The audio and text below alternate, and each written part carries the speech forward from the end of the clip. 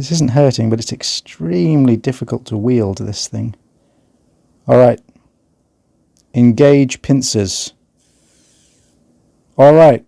I smushed some wax there. Hey everyone, it's Connor here from Durham Hearing Specialists. I hope you're doing well and welcome to a different video today. We are going to be reviewing and using this. This is a product that you can buy off Amazon, you can buy it off the internet in loads of different places, and it's basically a home earwax removal tool. Here, like that. This was made by a company called Bebird, but there are loads and loads of different companies that make these. As you can see, there's the light on the end. Rechargeable. This was sent to me for free, so I'm going to review it, but regardless of getting it for free, this is going to be an unbiased review, and I'm going to use it as well. And the charging case actually comes with several different attachments here. These actually all look vaguely the same size, you know, pink, green, blue, and grey. They all actually look the same, but regardless. We're going to use this, and we're going to see exactly how good it is. Let's see what we can see. I'll try and give you a good camera angle. Right there. Right, so let's see what we can see. Initially, I have to say, the camera looks pretty good, but let's creep into this left ear. So I have averagely sized ears. These aren't particularly small, even though it looks kind of small on camera. Okay, maybe the camera isn't quite as good as I thought. It's quite difficult to see. I'm going to pull my ear back, just to give myself a bit more room to work with. God, it's very difficult to see, actually. I'm wondering if maybe we can change the exposure slightly. Children? Elderly? These are just different filters. Okay. Customize. Amplify. I don't even know what that does, actually. Soft light. No, these are just, no. These aren't really doing much at all to help. Couples. Okay. Beautify. Right, okay, let's just go back to standard, actually. Filter. Refreshing. Okay, none of this is helping. Let's just go try and work with this. I really can't see much at all. Okay, I think the problem is that a lot of light is reflecting off of the scoop. So the scoop is almost overexposed and the ear canal is underexposed. And I really don't want to shove the scoop into an area of darkness. So what I think we'll do is we'll remove the little scoop end. And that sort of narrows it a little bit. Okay, going in on the right side with the tool unsheathed. Okay, slightly better image. Pulling the ear back. It's getting a little uncomfortable, but ow. Getting a little uncomfortable here because I'm right in the bony portion of the ear canal. Just trying to see my eardrum. So it is there. So that kind of bit of light sort of shining and reflecting back at the camera, that is the light reflex of the eardrum. I'll try and get the device turned round the proper way. Can I see the other side of it? Just to identify a few landmarks. It is a tad uncomfortable now. Do I dare creep closer? These hairs that are in the way. That's about the best angle I can get whilst it's tolerable. So you can just about see the malleus there, the light reflex of the eardrum. The eardrum itself should be sort of a grey colour, but again, it's out of focus. Let's try again on the left side, because again, this tool is designed to be used at home by the individual. So you won't necessarily have anyone helping you. Again, now I'm right-handed, so looking with the left ear is incredibly sketchy. So we can see the eardrum there. So again, light reflex, handle of the malleus. It is to some degree quite uncomfortable because the pincers are large. Can I scoop some wax here? I can, a little bit.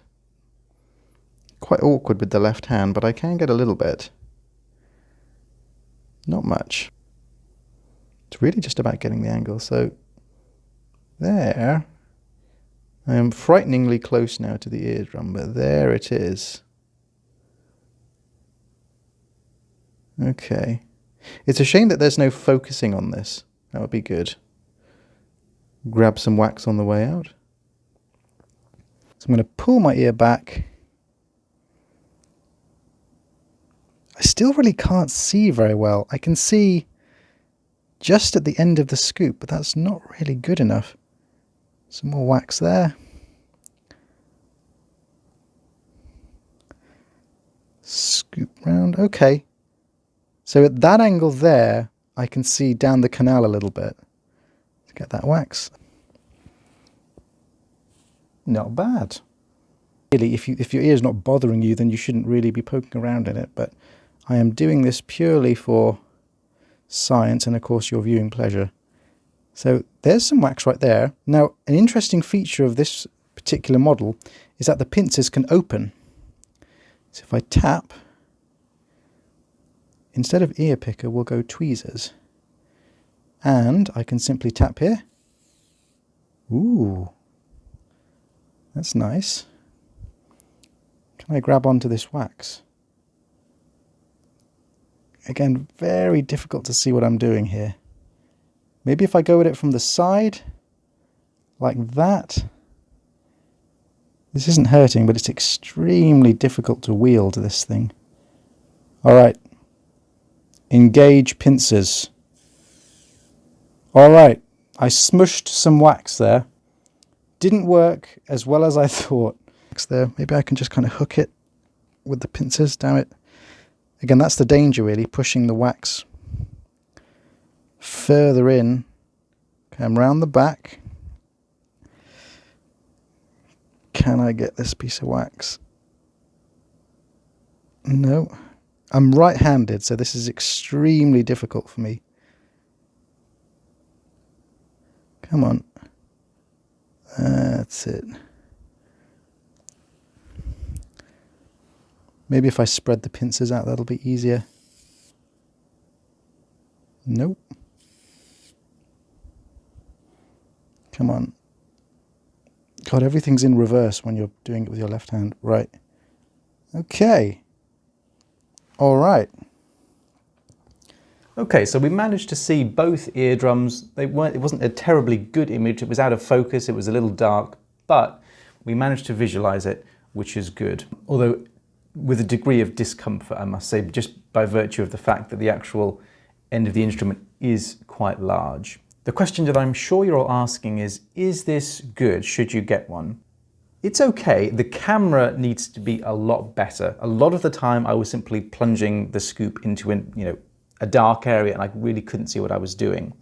So the exposure of the image needs to be altered significantly. When you're cleaning out your ear, not that you should really be cleaning your ear, but if you are going to attempt it, you should be able to clearly see the entire canal and it should be brightly illuminated. So, the fact that I really couldn't see what I was doing 90% of the time is kind of a deal breaker. The other issue which I just alluded to is that really, if your ears aren't bothering you, you shouldn't really go raking around in them. Now, you could probably remove quite a bit of wax successfully with this device from the first third of your ear canal. That's not overly dangerous.